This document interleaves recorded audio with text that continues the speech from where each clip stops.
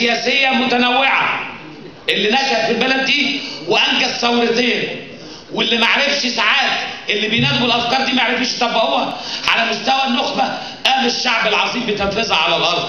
حلف وطني واسع يضم اتجاهات سياسيه متعدده، يضم قوى اجتماعيه ايضا متعدده، انجز الثوره دي.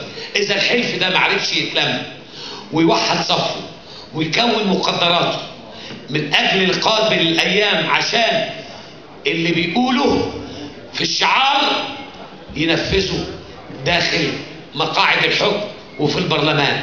محدش في ظل الاعباء الشديده اللي موجوده بعد ثوره قامت والبلد على شفا افلاس، محدش طمعان في اي منصب، بل كثيرين بيحلموا بمغادره هذا المنصب للراحه، ما بيناموش ليل ونهار.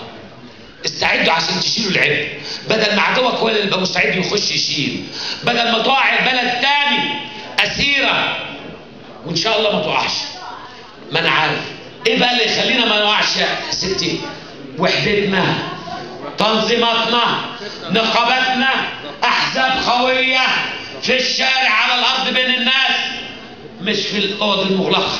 اذا عملنا دوت اطمن، اموت وانا مطمن ان ولادي واحفادي مش هيقعوا في الظلم اللي احنا شفناه، مش هيشوفوا اللي احنا شفناه.